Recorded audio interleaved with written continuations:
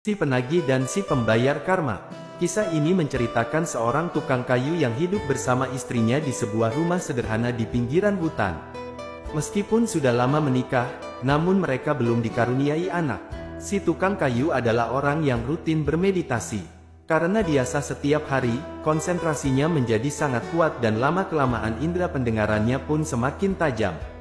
Kadang-kadang dia bisa mendengar suara-suara makhluk halus di sekitarnya. Suatu hari, seperti biasa si tukang kayu pergi ke gudang mengambil kapak dan setelah itu dia pergi ke hutan mencari kayu bakar. Ketika sedang membelah kayu, tiba-tiba dia mendengar suara anak-anak kecil sedang bercakap-cakap. "Hei, kamu mau kemana?"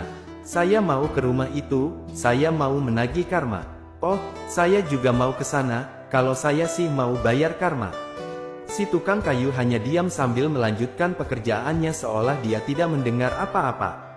Kemudian dia mengumpulkan kayu bakar yang sudah dibelah, mengikatnya menjadi satu dan mengusungnya ke rumah. Setibanya di rumah, betapa kagetnya dia ketika mendapati seorang tabib tengah memeriksa istrinya. Ternyata istrinya sedang hamil anak kembar. Si tukang kayu berpikir, pastilah dua anak kecil tadi yang masuk ke rahim istriku. Tahun berganti tahun, si kembar pun mulai tumbuh. Sejak kecil, sudah tampak perbedaan yang mencolok di antara keduanya. Yang sulung malas dan nakal, yang bungsu rajin dan penurut. Seiring pertumbuhannya, si sulung terus-menerus membuat masalah dan keributan bagi keluarganya. Banyak perbuatannya yang membuat si tukang kayu terpaksa harus menanggung malu. Tukang kayu pun berpikir, pasti ini anak yang datang untuk menagih karma, makanya dia sering membuat aku susah dan malu. Baiklah, aku tidak mau anak ini terus-menerus menagih karmanya sampai aku tua. Akan aku usir dia dari rumah. Akhirnya si sulung pun diusir dari rumah. Sekarang hanya tinggal si bungsu yang rajin dan penurut. Tidak ada lagi yang membuat keributan. Si tukang kayu dapat hidup dengan tentram dan damai, mencurahkan seluruh harapan dan kasih sayangnya kepada si bungsu. Tahun berlanjut, rasa sayang kepada si bungsu semakin dalam, harapan pun semakin besar. Namun tiba-tiba si bungsu jatuh sakit.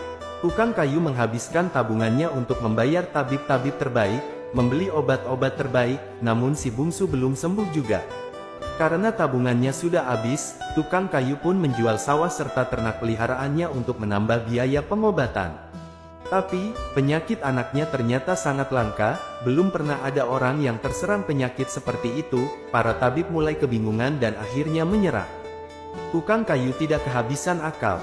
Dia menjual rumah serta seluruh harta bendanya dan pergi keluar kota untuk mencari tabib lain. Demi kesembuhan anak kesayangannya, apapun akan dia lakukan. Tapi sampai di luar kota, dia memperoleh jawaban yang sama. Penyakit anaknya sangat langka, belum ada obat untuk penyakit itu. Tak lama kemudian, di tengah kemelaratan dan keputusasaan si tukang kayu, anaknya meninggal. Tak terlukiskan lagi kepedihan dan kekecewaan yang dirasakan si tukang kayu. Ternyata, inilah anak yang datang untuk menagih karma. Tukang kayu sadar dia tidak bisa lari dari karmanya sendiri. Dulu dia berpikir, si sulunglah yang datang untuk menagih karma, karena kenyataannya anak itu seringkali membuat masalah. Tukang kayu teringat kembali pada anak sulung yang telah diusirnya. Dia merasa sangat menyesal. Sementara si sulung, setelah diusir dia pergi keluar kota, mencari pekerjaan untuk menghidupi dirinya. Dia bekerja dengan sangat rajin, sehingga dalam waktu singkat dia menjadi karyawan kepercayaan dan kesayangan majikannya. Setelah tabungannya cukup, dia berhenti dari pekerjaannya dan pulang ke kampung halaman untuk mencari orang tuanya. Meskipun telah diusir, tapi dia tidak mempunyai rasa dendam di hati.